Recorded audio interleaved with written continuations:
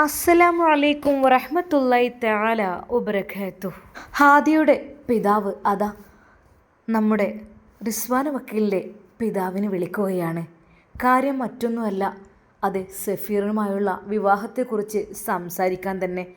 എന്നാൽ അതാ ആഷി ഉസ്താദ് നമ്പർ കൊടുത്തു.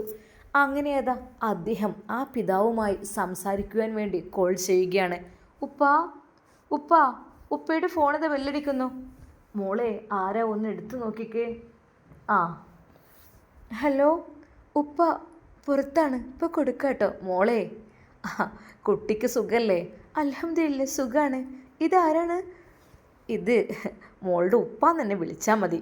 എന്നാൽ ഞാൻ കുറച്ച് കഴിഞ്ഞ് അങ്ങോട്ട് വിളിക്കാം മോളെ കേട്ടോ. ആ ആയിക്കോട്ടെ. അങ്ങനെ അതാ റിസ്വാന വക്കീൽ ഫോൺ കട്ട് ചെയ്തു. മോളെ, ആരായിരുന്നു? ഉപ്പ തിരിച്ചു വിളിക്കാമെന്ന് പറഞ്ഞിട്ടുണ്ട്. ആ, എന്നാൽ ഞാൻ അങ്ങോട്ട് വിളിക്കാം. അപ്പോൾ തന്നെ അതാ അദ്ദേഹം തിരിച്ചു വിളിക്കുന്നു ഹാദിയുടെ ഉപ്പാൻ്റെ ഫോണിലേക്ക്. ഹലോ, അസ്സലാമു അലൈക്കും.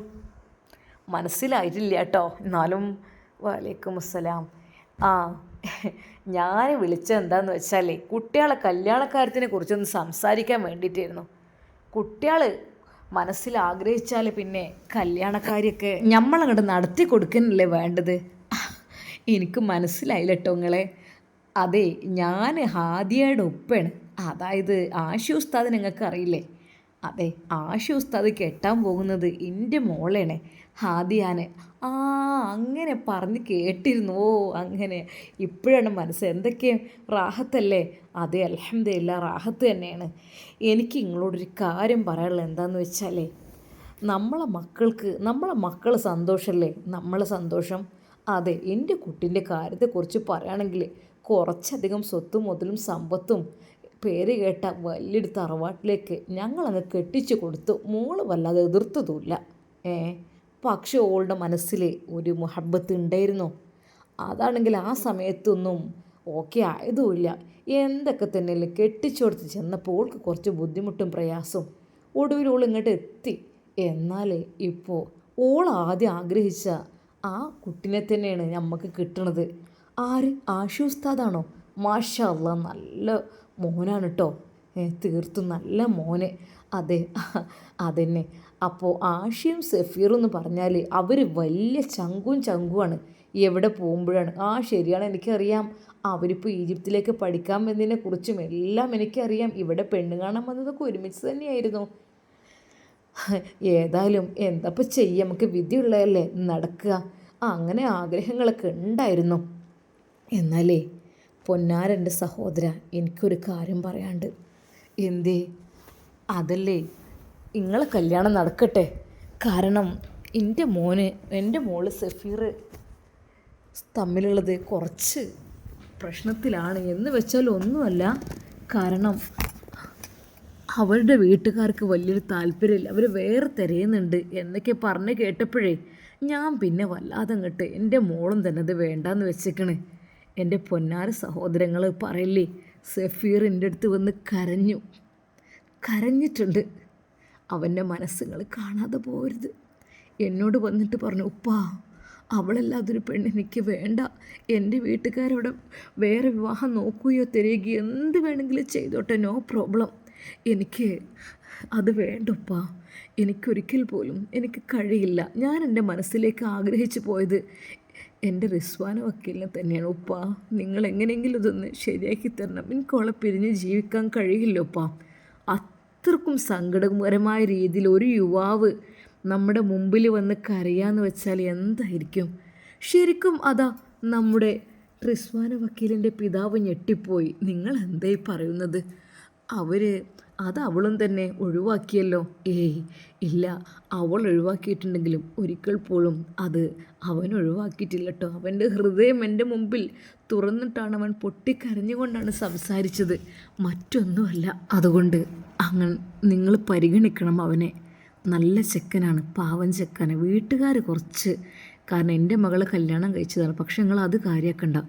ചെക്കൻ്റെ അടുത്ത് ചെക്കന് ജീവിക്കാനും അതിനപ്പുറമുള്ളതൊക്കെ ഉണ്ട്. അത്യാവശ്യം അവർ ക്വാളിറ്റി ഉള്ള ആളുകളാണ്.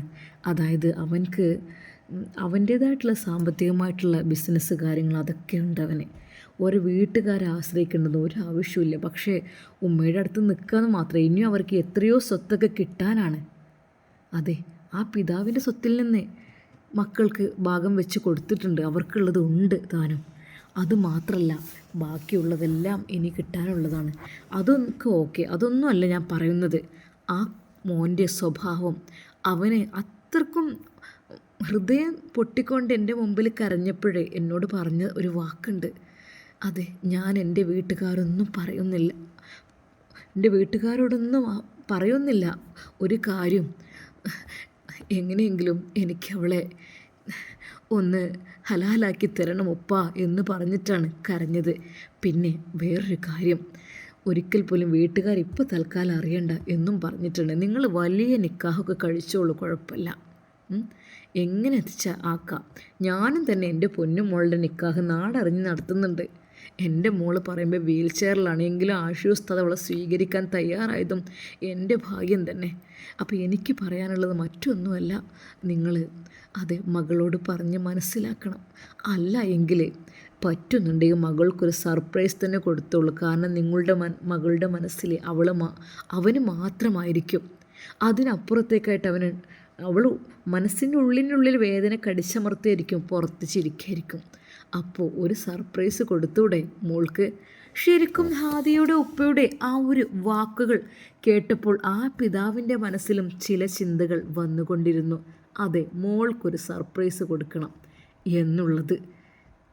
ഇൻഷാ അല്ലാ, നിങ്ങളിത് പറഞ്ഞപ്പോൾ എൻ്റെ മനസ്സൊക്കെ സമാധാനമായി. അതല്ല, ഇനി അവരെ വീട്ടുകാരെതിർത്ത് എൻ്റെ കുഞ്ഞിനെതിരെയും അവൻക്കെതിരെയൊക്കെ എന്തെങ്കിലുമൊക്കെ വലിയ അക്രമം പുറപ്പെടുവിക്കുമോ?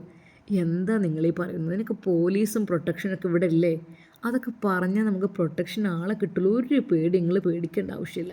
എൻ്റെ മോളെ കല്യാണത്തിന് എന്തായാലും ഞാൻ അങ്ങനെ ചെയ്യുന്നുണ്ട്. ആ കൂട്ടത്തിൽ നിങ്ങളത് അങ്ങനെ ചെയ്യണം. അത് ഞാൻ ഏറ്റു. ആ കാര്യത്തിൽ നിങ്ങൾ ഒരിക്കലും വിഷമിക്കേണ്ട.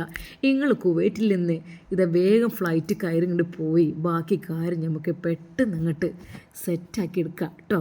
ശരിക്കും ആ പിതാവ് സന്തോഷം കൊണ്ട് കരഞ്ഞു പോയി. അത് നിങ്ങളെ ഈ കോളിൻ്റെ മനസ്സിനെ വല്ലാതെ അങ്ങോട്ട് സന്തോഷമാക്കി. കാരണം മറ്റൊന്നുമല്ല, നിങ്ങളെന്ന് വെച്ചാൽ എനിക്ക് സമാധാനമാണ് എനിക്ക് തന്നത്. ഈ രാത്രി എനിക്ക് സന്തോഷത്തോടെ ഉറങ്ങാം. എൻ്റെ മോളുടെ കാര്യത്തിൽ 2 ദിവസമായിട്ട് എനിക്ക് ആകപ്പാടെ ടെൻഷനായിരുന്നു. എനിക്ക് ഉറക്കം കിട്ടുന്നില്ലായിരുന്നു. നിങ്ങൾ ഒന്നുകൊണ്ടും സഹോദര നിങ്ങൾ വിഷമിക്കില്ലേ. അതെ, മോൾ ഇഷ്ടപ്പെട്ട ആളുടെയും കല്യാണം നമുക്ക് എല്ലാവരുടെയും 4 പേരുടേത് ഒരു പന്തലിൽ വെച്ച് നമുക്ക് നടത്തണം. നാടറിയുന്ന കല്യാണമാക്കണം. അതെൻ്റെ കൂടെ വാശിയാണ്. എൻ്റെ മകളെ അവരൊരുപാട് ബുദ്ധിമുട്ടിച്ചതാണ്, ഇടങ്ങാറാക്കിയതാണ്. അതിന് പകരമായിട്ട് എനിക്ക് നടത്തണം. എനിക്കൊരു വാശി കൂടിയുണ്ട്. അതെ, ശരിക്കും ആ പിതാവ് സന്തോഷിച്ചു. ഇൻഷാ അല്ലാ, നിങ്ങൾ ഏതായാലും പറഞ്ഞത് എനിക്ക് വല്ലാത്ത സന്തോഷമായിട്ടോ. അതെ, അദ്ദേഹം കരയുകയാണ്. ഇൻഷാ അല്ലാ, ആയിക്കോട്ടെ, ഇടയ്ക്കൊന്ന് വിളിക്കണം. അസ്സലാമു അലൈക്കും. അങ്ങനെ നിന്നപ്പോൾ ശരിക്കും നമ്മുടെ റിസ്വാന വക്കീലിൻ്റെ പിതാവ് സന്തോഷം കൊണ്ട് കരഞ്ഞു പോയിരുന്നു. എന്നാൽ പാവം റിസ്വാന വക്കീൽ ഇതൊന്നും അറിയുന്നില്ല. അതെ, തൻ്റെ സഫീറിനെ കൊണ്ട് വീട്ടിൽ മറ്റൊരു വിവാഹം സെറ്റാക്കുകയാണ്. അതുകൊണ്ട് തന്നെ ഒരിക്കൽ പോലും എനിക്ക് അവനെ കിട്ടില്ല എന്നുള്ള കാര്യം അവളുടെ മനസ്സിൽ അവൾ വിധി എഴുതി കഴിഞ്ഞു. അവൾ മജിസ്ട്രേറ്റ് എക്സാമിന് വേണ്ടി പഠിക്കുകയാണ്. എങ്കിലും അവളുടെ മനസ്സിൻ്റെ ഉള്ളിൽ ആ ഒരു വേദന, ഇനി നീ വരികില്ലെന്നറിയാം, അങ്ങനെ ഉള്ള ഓരോ പാട്ടുകൾ അവളുടെ മനസ്സിൽ മൂളിക്കൊണ്ടിരിക്കുന്നുണ്ട്. അവൾ കാരണം ദുഃഖമാണ്, വിഷമമാണ്. ഒരിക്കൽ പോലും എനിക്ക് എൻ്റെ സഫീറിനെ തിരിച്ചു കിട്ടില്ല. മനസ്സൊരുപാട് ആഗ്രഹിച്ചതാണ്, ഒത്തിരി ആഗ്രഹിച്ചതാണ് ആ മുഖം. എന്ത് ചെയ്യാൻ, എനിക്ക് ഒത്തിരി ഇഷ്ടമായിരുന്നു. എന്താ റബ്ബേ, അല്ലെങ്കിലും ആഗ്രഹിച്ചതൊന്നും കിട്ടില്ലല്ലോ. അതൊക്കെ റബ്ബേ മറക്കാൻ എനിക്ക് കഴിയണില്ലല്ലോ. അവൾ ഹൃദയം പൊട്ടി ദുആ ചെയ്യാറുണ്ടായിരുന്നു. പക്ഷേ ഉപ്പയുടെയും ഉമ്മയുടെയും മുമ്പിൽ അവൾ പറഞ്ഞു, ഉമ്മ എനിക്കത് വേണ്ട, അവർ വേറെ വിവാഹം നോക്കുകയല്ല, അത് കുഴപ്പമില്ല, എനിക്ക് പ്രശ്നമില്ലെന്ന് അവരോട് പറഞ്ഞതാണ്. പക്ഷേ മനസ്സിൽ നിന്ന് മായുന്നില്ലല്ലോ ആ മുഖം. തൻ്റെ സഫീർ, അതെ റബ്ബേ, എൻ്റെ മനസ്സിലേക്ക് പതിഞ്ഞു പോയ മുഖം, അതെനിക്ക് പിടിച്ചു മാറ്റാൻ കഴിയുന്നില്ലല്ല. അതെൻ്റെ ഹൃദയത്തിൽ നിന്ന് പറിച്ചെടുക്കാൻ എനിക്ക് കഴിയുന്നില്ലല്ല. ഇന്ന് സഫീറും ഞാനും വളരെയധികം ദൂരെയാണ്. അതുകൊണ്ട് തന്നെ എനിക്ക് ഒത്തിരി ഇഷ്ടമാണ്. പക്ഷേ ഉമ്മയുടെയും ഉപ്പയുടെയും മുമ്പിൽ അഭിനയിക്കണം. ഇല്ല, എനിക്കൊരു വിഷമമില്ല എന്നുള്ള രീതിയിൽ അവൾ ഓരോ കവിതകൾ എഴുതി തുടങ്ങുന്നുണ്ട്. അതിനിടയിലും പെട്ടെന്ന് ഉപ്പ അങ്ങോട്ട് വന്നു. മോളെ ആ ഉപ്പ, മോളെന്താ കരയാണോ? ഏയ് ഇല്ലുപ്പ, അത് ആ അസ്തമയ സൂര്യനെ നോക്കിയിരിക്കുമ്പോഴേ എന്തൊക്കെയോ ഒരു മനസ്സിനുള്ളിലേക്ക് കടന്നു വരികയാണ്. എൻ്റെ മോളെ, എൻ്റെ പൊന്നുമോൾ അസ്തമയ സൂര്യനെ നോക്കണ്ട, ഇനി ഉദിക്കുന്ന സൂര്യനെ നോക്കണം കേട്ടോ. ഉപ്പ അതെന്താ? ഒന്നുമില്ല, അസ്തമയ സൂര്യൻ എന്ന് പറഞ്ഞാൽ അത് അസ്തമിച്ച് പോകുമ്പോൾ എൻ്റെ പൊന്നുമോളുടെ മനസ്സിൽ നിന്ന് വല്ലാത്തൊരു വിഷമം മോൾക്ക് വരുന്നുണ്ടാകും അല്ലേ? ഇല്ലുപ്പ, ഇത്രയധികം മനോഹരമായി സൃഷ്ടിച്ച പ്രപഞ്ചനാഥനെയാണ് ഞാൻ ഓർക്കുന്നത്. അതെ, വെള്ളയും നീലയും ആകാശം, അതിനിടയിലൂടെ അത്ഭുതകരമായി ആ ഒരു ഫ്ലൈറ്റ് പറന്നുയരുന്ന കാഴ്ച, പറന്നിറങ്ങുന്ന കാഴ്ച, അത് ശരിക്കും മനോഹരമായ ആ ഒരു പ്രദേശം. അതിലതാ നമ്മുടെ സൂര്യൻ അതാ ശരിക്കും അസ്തമയത്തോടടുത്ത് നിൽക്കുമ്പോൾ അതിന് പ്രകാശത്തിന് കൂടുതൽ ഒരു വെളിച്ചമുള്ളതുപോലെ തോന്നുകയാണ്. സ്വർണ്ണ നിറമുള്ള ആ ഒരു പ്രകാശം, അതെ, ആ ഒരു പ്രകാശത്തിനുള്ളിൽ ആരുടെയൊക്കെയോ ഒരു മുഖം എനിക്കുള്ളതുപോലെ തോന്നുകയാണുപ്പ. ഞാൻ അതിനെക്കുറിച്ച് ഒരു കവിത എഴുതുകയാണ്. പൊന്നു മോളെ, മോൾ എഴുതിക്കോളൂ കേട്ടോ. മോൾക്ക് ഇഷ്ടപ്പെട്ട രീതിയിലുള്ള കവിതകളെല്ലാം മോൾ എഴുതിക്കോളൂ. അതിന് എൻ്റെ ഭാഗത്തു നിന്നും നല്ല സപ്പോർട്ടുണ്ടായിരിക്കും. ആ പിതാവിൻ്റെ ആ വാക്കുകൾ, അതെ, അവൾ എഴുതിയ ആ കവിത ഉപ്പ വായിച്ചു. ശരിക്കും ആ കവിതകളിൽ ഒരുപാട് വിഷമങ്ങൾ, വേദനകൾ ഒളിഞ്ഞു കിടപ്പുണ്ട് എന്ന് ആ ഉപ്പാക്ക് മനസ്സിലായി. മോളെ എഴുതിക്കോ, എന്നിട്ട് ഒരു കോപ്പി എനിക്കും വേണം, ഒന്ന് ആർക്കെങ്കിലൊക്കെ അയച്ചു കൊടുക്കണം കേട്ടോ. ഉപ്പ, എൻ്റെ വിഷമങ്ങൾ അത് എൻ്റേത് മാത്രമാണ്. അത് ഞാൻ ഈ ആകാശത്തോടും സൂര്യനോടൊക്കെ ഉപമിക്കുകയാണ്, അല്ലാതെ ആർക്കും ഇത് കൊടുക്കേണ്ട ഉപ്പ. അല്ല മോളെ, ഇത് വളരെയധികം മനോഹരമായിരിക്കുന്നു. ഉപ്പയുടെ ഫോണിലേക്ക് ഒന്ന് സെൻഡ് ചെയ്യട്ടോ, ഫോട്ടോ എടുത്തിട്ട്. ഉപ്പ, എന്തിനാ ഉപ്പ? ഒന്നുമല്ല, വെറുതെ കാണാൻ വേണ്ടിയിട്ട് തന്നെയാണ്. എൻ്റെ പൊന്നുമോൾ ഒന്നുകൊണ്ട് വിഷമിക്കരുത് കേട്ടോ ഉപ്പ. പൊന്നുമോളുടെ സന്തോഷം മാത്രം ആഗ്രഹിക്കുന്നതാണ് ഉപ്പ. അതെനിക്ക് നന്നായിട്ടറിയാം. എൻ്റെ ഉപ്പയല്ലേ എൻ്റെ ജീവൻ, എൻ്റെ ഉമ്മയും. നിങ്ങളുണ്ടായത് കൊണ്ടല്ലേ ഞാൻ ഉണ്ടായത്. എനിക്ക് നിങ്ങളുണ്ടല്ലോ സ്നേഹിക്കുന്നത്, അത് മാത്രം മതി ഉപ്പ, അല്ലേ? മോളെ, ഉപ്പാൻ്റെ പൊന്നും മോളൊന്നുകൊണ്ട് വിഷമിക്കരുത് കേട്ടോ. നോക്കിക്കോ, ഉപ്പ ഒരിക്കൽ നിനക്കൊരു സമ്മാനം തരും. അത് നിനക്ക് ഒരു സർപ്രൈസായിട്ടാണ് ഞാൻ തരാൻ വിചാരിക്കുന്നത്. ഉപ്പ, എന്ത് സമ്മാനം? എനിക്ക് എൻ്റെ ഉമ്മയും ഉപ്പയും തന്നെ വലിയ സമ്മാനം തന്നെയല്ലേ. ഇത്ര സ്നേഹനിധികളായ ഉമ്മയും ഉപ്പയും കിട്ടിയത് തന്നെ എനിക്ക് വലിയ ആശ്വാസമല്ലേ. മോളെ, നമുക്ക് അടുത്ത ആഴ്ച പറ്റുമെങ്കിൽ കേരളത്തിലേക്കൊന്ന് പോകണം. ഉപ്പ, എന്തിനാണ്? ഒന്നുമില്ല, അവിടെയൊക്കെ ഒന്ന് കാണാൻ. ഞങ്ങൾ വന്നിട്ട് കുറേ ആയില്ല മോളെ. മോളിപ്പോൾ അടുത്ത് വന്നതല്ലേ. ആയിക്കോട്ടെ ഉപ്പ, എൻ്റെ ഉമ്മയും ഉപ്പയും നിൽക്കുന്നിടത്താണ് എനിക്ക് നിൽക്കാൻ ഇഷ്ടം, സത്യമായിട്ടും. പൊന്നു മോളെ, എന്നാൽ നമുക്ക് വൈകാതെ തന്നെ പോകണം കേട്ടോ. അങ്ങനെ ഇതാ അപ്പോൾ ഉമ്മയും അങ്ങോട്ടെത്തി. എന്താ ഇവിടെ ഉപ്പയും മോളെ കുറേ നേരമായില്ലേ സംസാരം തുടങ്ങിയിട്ട്? ഇത് ഈ കണ്ടോ നമ്മളെ മോൾ എഴുതിയ കവിത?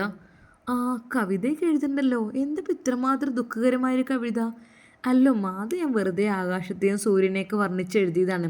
സൂര്യൻ മുങ്ങിത്താഴുമ്പോൾ അതേ ആകാശത്തിന് വല്ലാത്ത വിഷമമായിരിക്കും എന്നൊക്കെ. എൻ്റെ മോളല്ലെങ്കിൽ പഴയ ഒരു എഴുത്തുകാരി തന്നെ, നല്ലോണം എഴുതുമായിരുന്നു ഓൾ ആദ്യം തന്നെ.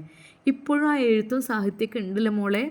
ആ പിന്നെ എടി, നീ അറിഞ്ഞോ, നമ്മൾ അടുത്ത ആഴ്ച നാട്ടിലേക്ക് പോവാണ് കേട്ടോ. നാട്ടിലേക്കോ? ഓഹ്, സത്യം പറഞ്ഞ കൊതിയായിട്ടുണ്ട് കേട്ടോ. നമ്മൾ പിന്നെ മോള് വന്നപ്പോൾ പിന്നെ പെട്ടെന്ന് അങ്ങോട്ട് പോകുന്നത് ശരിയില്ലെന്ന് വിചാരിച്ചിട്ട് സത്യമായിട്ടും എനിക്ക് എൻ്റെ സഹോദരങ്ങളൊക്കെ ഒന്ന് കാണണം. എല്ലാവരെയും കാണാൻ ഒത്തിരി കൊതിയുണ്ട്. കുറേ അതിൽ വന്നിട്ട് ബിസിനസ്സും കാര്യങ്ങളൊക്കെ ആയിട്ട് ഇവിടെ ഇങ്ങനെ കൂടെ എന്നല്ലാതെ ഈ കുവൈറ്റിൻ്റെ മണ്ണിൽ കുറേ കാലമായില്ലേ ഇവിടെ. ഇനിയെങ്കിലും ഒന്ന് നാട്ടിലേക്ക് കുറച്ച് പോയിട്ടൊന്ന് സെറ്റിൽഡാണ്. അല്ല, സെറ്റിൽഡൊക്കെ ആവണോ? മോളിപ്പോൾ പോകില്ലേ നമ്മളെടുത്തുനിന്ന്? അല്ല, എങ്കിലും കുറച്ചെങ്കിലും നിൽക്കാൻ കൊതിയായിട്ടാണിക്കാം. അതെ, അവിടുത്തെ ആ ഒരു പ്രകൃതി ഭംഗിയൊക്കെ ആസ്വദിച്ച് ഇരിക്കാൻ അത് പ്രത്യേക ഒരു രസം തന്നെയാണ്. ഇൻഷാ അല്ലാഹ് നമുക്ക് പോകാം. എന്നാൽ മോൾക്കും സന്തോഷമായി. പക്ഷേ അവളുടെ ആ പുഞ്ചിരി പെട്ടെന്നങ്ങ് മാഞ്ഞു പോകുന്നതും ഉപ്പ കണ്ടു. കാരണം ഒരുപാട് സന്തോഷിച്ചതായിരുന്നു എൻ്റെ കുട്ടി. പക്ഷെ പെട്ടെന്ന് അതിനിടയ്ക്ക് സഫീറിന് മറ്റൊരു വിവാഹാലോചന എന്ന് പറഞ്ഞപ്പോൾ അവൾക്ക് മനസ്സിലായി ഒരിക്കലും അവന് തിരിച്ചു കിട്ടില്ല. അതുകൊണ്ട് തന്നെ പാവൻ്റെ കുട്ടി. എന്നാൽ അതാ അവളുടെ മുഖത്തേക്ക് നോക്കി ഉപ്പ പറഞ്ഞു, പൊന്നു മോളെ, മോളുടെ ഉപ്പ പൊന്നു മോളുടെ സന്തോഷം മാത്രം ആഗ്രഹിക്കുള്ളൂ കേട്ടോ. ഒരു വിഷമം ദുഃഖം വരാൻ വേണ്ടി ആഗ്രഹിക്കില്ല. എൻ്റെ കുട്ടിയുടെ സന്തോഷം എന്താ, അതാണ് എൻ്റെ ഒരു സന്തോഷം കേട്ടോ. അതെ, വീണ്ടും തൻ്റെ പ്രിയപ്പെട്ട പൊന്നുമോളെ അതാ നെറുകിൽ ചുംബിച്ചുകൊണ്ട് ആ പിതാവ് പറയുമ്പോൾ അവളുടെ കണ്ണുകൾ നിറഞ്ഞൊഴുകിയിരുന്നു. ഉപ്പ എന്ന് പറഞ്ഞ് വിതുമ്പിക്കൊണ്ട് അവൾ പിതാവിനെ കെട്ടിപ്പിടിച്ച് കരഞ്ഞു. ഇല്ല മോളെ, എൻ്റെ പൊന്നുമോൾക്ക് എൻ്റെ ഉപ്പ സന്തോഷമല്ലാതെ തരില്ല കേട്ടോ. ഇൻഷാ അല്ലാ അടുത്ത ആഴ്ച നമുക്ക് നാട്ടിലേക്ക് പോകണം. എന്നാൽ നാട്ടിലേക്ക് പോകുമ്പോൾ അവൾക്ക് ഓർമ്മ വരുന്നത് സഫീറിൻ്റെ മുഖമാണ്. അല്ലാ, എനിക്കൊരിക്കൽ പോലും കിട്ടാത്ത സഫീറിൻ്റെ മുഖം, അതെനിക്ക് നഷ്ടപ്പെട്ടു പോയി റബ്ബേ. അല്ലാ, അതെ, അവനിക്ക് ഇനി മറ്റൊരു അവകാശിയുണ്ടാവും, ഒരു പെണ്ണ്. അവളായിരിക്കും ഇനി എല്ലാം. ഞാൻ അല്ലാ, എനിക്ക് നീ മറവി നൽകല്ല. പക്ഷെ മറക്കാൻ കഴിയണില്ലല്ലോ അവൻ്റെ ആ മുഖം. നല്ലതായിരുന്നു, അവൻ നിരപരാധിയായിരുന്നു, എല്ലാം കൊണ്ടും നല്ല സ്വഭാവത്തിനുടമയായിരുന്നു. പഠിച്ചോനെ, എന്ത് ചെയ്യാം? അല്ലാ, നീ കാത്തുരക്ഷിക്കേ. അവൾ വിതുമ്പിക്കരഞ്ഞു. അതെ, പിതാവ് കാണാതെ അവളുടെ കണ്ണുകൾ തോർത്തി. പെട്ടെന്ന് ഉമ്മ അത് കണ്ടപ്പോൾ പറഞ്ഞു, പൊന്നു മോളെ വിഷമിക്കല്ല കേട്ടോ. നമുക്ക് എക്സാമൊക്കെ കംപ്ലീറ്റ് ചെയ്തിട്ട് നമുക്ക് ഇൻഷാ അല്ലാ പുതിയൊരു വിവാഹാലോചനയെക്കുറിച്ചൊക്കെ ചിന്തിക്കണം. ഉമ്മ, അതൊന്നും ഇപ്പോൾ വേണ്ട ഉമ്മ, അതൊക്കെ കുറച്ച് കഴിയട്ടെ കേട്ടോ. പൊന്നു മോളെ, മരിക്കണിന് മുമ്പ് ഒരാളുടെ കൈകളിൽ ഏൽപ്പിക്കുക എന്ന് പറഞ്ഞാൽ അതല്ലേ ഏതൊരു മാതാപിതാക്കളുടെയും ഏറ്റവും വലിയ ആഗ്രഹം. അത് പൂർത്തീകരിക്കണം മോളെ, പെട്ടെന്ന് തന്നെ ഇൻഷാ അല്ലാ. എന്നാൽ അവൾ അതിനൊന്നും മിണ്ടിയില്ല. അങ്ങനെ അതാ അവർ അടുത്ത ആഴ്ച നാട്ടിലേക്ക് പോരുവാനുള്ള എല്ലാ തയ്യാറെടുപ്പുകളും തുടങ്ങുകയാണ്. ഒരിക്കൽ പോലും അവളതറിയുന്നില്ല, സഫീറും അറിയുന്നില്ല. ഇൻഷാ അല്ലാ നമുക്കിതിൻ്റെ ബാക്കി ഭാഗം നാളെ കാണാം. അതുവരേക്കും എല്ലാവർക്കും അസ്സലാമു അലൈക്കും വറഹ്മത്തുള്ളാഹി തആല വബറകാതുഹു.